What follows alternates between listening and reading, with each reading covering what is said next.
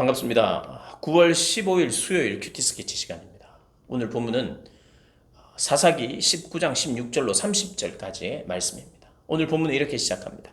저녁 때에 한 노인이 밭에서 일하다가 돌아오니 그 사람은 본래 에브라임 산지 사람으로서 기브아에 거류하는 자요. 그곳 사람들은 베냐민 자손이더라. 자, 어제 이제 기부하러 가다가 여부스라고 하는 곳에 이르러서 너무 이제 어두워지고 이러니까 종들이 여기서 잡시다. 여기서 유숙하고 갑시다. 그러니까 레위 사람이 안 된다. 여기는 이방 사람들하고 어떻게 우리가 이방 사람들하고 이방 사람들과 함께 내가 유숙하겠느냐. 안 된다. 그래서 갔던 곳이 좀 더 가가지고 기부하에 갔습니다. 기부하. 그래서 거기서 이제 기브아에 가서 이제 유숙할 곳을 찾는데 그들을 영접하는 사람들이 없어요. 이스라엘 백성들의 현재 상태는 형제를 존중하고 형제들이 나그네를 대접해야 되는데 없어요, 없어.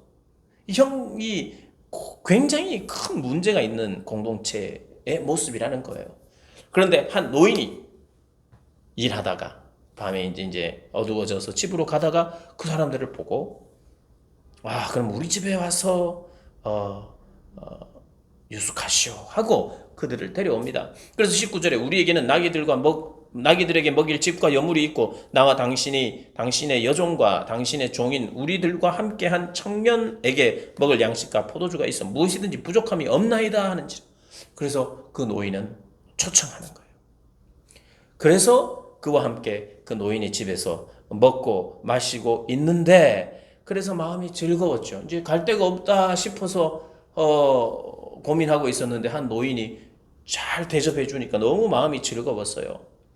그죠? 22절에 그들의 마음을 즐겁게 할 때에 즐거웠죠. 그런데 그 성읍의 불량배들이 그 집을 에워싸고 문을 두들기며 집주인 노인에게 말하여 이르되 네 집에 들어온 사람을 끌어내라. 우리가 그와 관계하리라. 여러분 이것은 롯의 집에 찾아왔던 그 천사들 내가 그 남자와 상관하리라. 이 동성연애자들이에요. 이 시대에도 동성연애자, 아브라함 시대도 동성연애자가 있어. 그 손님들을 우리에게 내놔라. 그렇게 이야기를 해요. 우리가 관계하겠다 이럽니다. 그런데 어떤 일이 일어나느냐? 이 시대는요, 이 여인과 이 첩에 대해서 아주 존중하거나 이렇지를 못했어요. 참 안타까운 모습이 이제 나옵니다. 자기의 첩을 데리러 갔어요. 그런데 나중에는 결국 첩을 내줍니다. 이런 사람이 어디 있어요? 오늘 보면 이 노인에게 와서 그 불량배들이 그 동네 사람이니까 내놔라. 오늘 이 집에 온 남자 내놔라. 우리가 놀겠다, 관계하겠다 이런 거예요. 동성연애자들. 그래서 집주인이 이야기합니다. 보라, 여기 내 처녀 딸과 있다. 딸을 내주겠다. 이 노인도 잘못했어요. 딸을 내주겠다. 그리고 이 사람의 첩도 있다. 아니 자기 첩도 아니고 손님의 첩인데 손님의 첩이 있으니까 첩과 내 딸을 데리고 가라. 이렇게 얘기해요. 남자만 오직. 말도 안 되는 그런, 물론 시대적 상황으로 조금 남녀의 그런 어떤 차별이 심하긴 했으나 이 어떤 영적인 불감증이 온통 그 사회를 뒤덮고 있었습니다. 그래서 이렇게 무리들이 말을 듣지 않고 계속해서 있으니까 그 레위 사람이 자기 첩만 내줍니다. 25절에 그 사람이 자기 첩을 붙잡아 그들에게 밖으로 끌어내매 그들이 그 여자와 관계하도록 밤새도록 그 여자를 능욕하다가 밤새도록 시달리다가 능욕하다가 그 여자를 관계하다가 참 이 레위 사람 뭔가 싶습니다. 그 아내를 데리고 오겠다고 첩을 데리고 오겠다고 갔다가 결국에는 내줘버려요. 어떻게 됩니까? 이 여인이 죽습니다. 자기 첩이 죽어요. 그래서 그 시체를 나귀에 태워서 자기 집까지 갑니다. 그리고 그 집에 가서 칼을 가지고 자기 첩의 시체를 거두어 마디를 찍어 12덩이로 나릅니다. 그리고 이스라엘 사방에 두루 보냅니다. 이런 일이 생겼다. 우리가 가만히 있어서 되겠느냐. 이런 참담한 일이 일어났어요. 사사시대의 형편입니다. 왜 그렇습니까? 뭐 계속해서 왕이 없고 자기 소견대로 옳은 대로 살기 때문이라고 말합니다.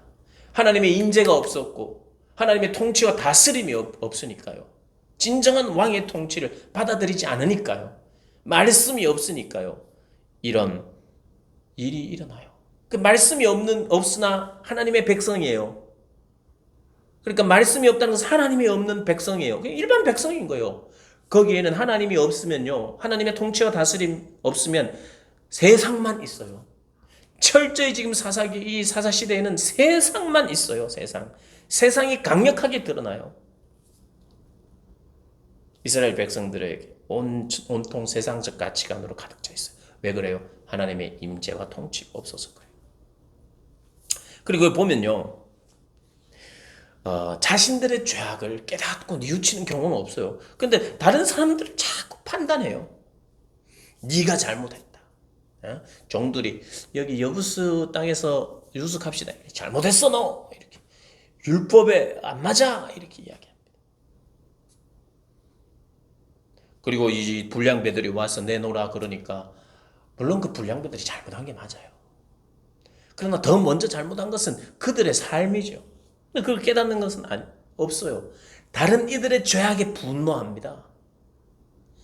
분노해서 이스라엘을 소집하게 돼요. 12덩이도 다 잘라서 12지파에 다 보내고 그들을 소집해서 우리가 지금 이래서 되겠느냐 하고 나를 도와 싸워달라. 분을 풀어달라. 이렇게 이야기하는 거죠. 하나님의 말씀이 없으면 하나님의 말씀은요. 먼저 내 죄를 깨닫게 합니다. 내가 겸손하게 돼요. 하나님의 말씀을 가지고 야 하나님의 말씀대로 살아. 너희 그러면 안 돼 하면서 막 데모하고 이러지 않고 하나님의 말씀은 먼저 내 죄를 깨닫게 해요. 내 죄를 깨닫게 합니다.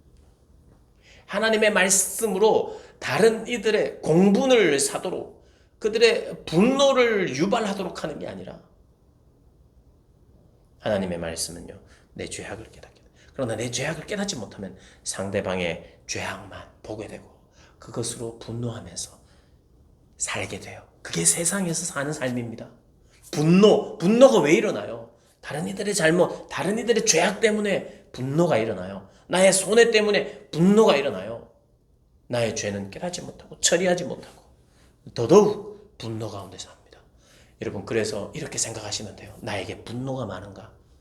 그것은 그만큼 내가 내 자신의 죄악을 깨닫고 겸허하고 겸손하게 하나님 앞에 나가지 않았기 때문일 확률이 제일 많습니다. 제일 많아요. 나는 분노가 많다. 그것은 말씀이 없어서일 확률이 많습니다. 말씀이 있으면 내 죄를 깨닫고 다른 이들의 죄악을 보면서 긍휼하고 안타까운 마음이 들면서 물론 거룩한 분노가 일어나지만 긍휼히 여김과 안타까움들이 더 커요. 분노는요. 저 사람 잘못했으니까 바로 죽여야 되겠다. 이게 분노예요. 죽이고 싶은 마음. 그 분노는 내 죄가 내가 처리되지 않은 사람, 말씀이 없는 사람에게 오는 것입니다. 그러나 이 사사기의 이런 내용들 참 너무나 부끄러운 이스라엘 백성도 지도자도 사사도 제사장도 엉망인데 그럼에도 불구하고 하나님은 하나님의 백성을 포기하지 않는 구원하기 위해서 포기하지 않는 불완전해도 부족해도 부족한 제사장이라도 부족한 이스라엘이라도 부족한 사사라도 나는 너희를 구원하는 하나님이다. 가르쳐 주신 하나님. 여러분 그렇습니다. 하나님의 말씀이 너무 결여가 되어서 세상이 내 안에 가득 차고 세상의 가치관이 막 늘 있고 그래서 다른 이들을 보면 분노만 일어난다면 하나님의 말씀으로 돌아와야 됩니다. 그렇지 않으면 이스라엘 사사시대에 살았던 이스라엘처럼 돼요. 기억하셔야 됩니다. 하나님이 살아계시고 하나님은 포기하지 않으십니다. 그리고 반드시 돌이키시고 구원시키시는 하나님이라는 거 기억하고 그 하나님의 부르심에 응답하는 여러분 되시기를 주님의 이름으로 축복합니다.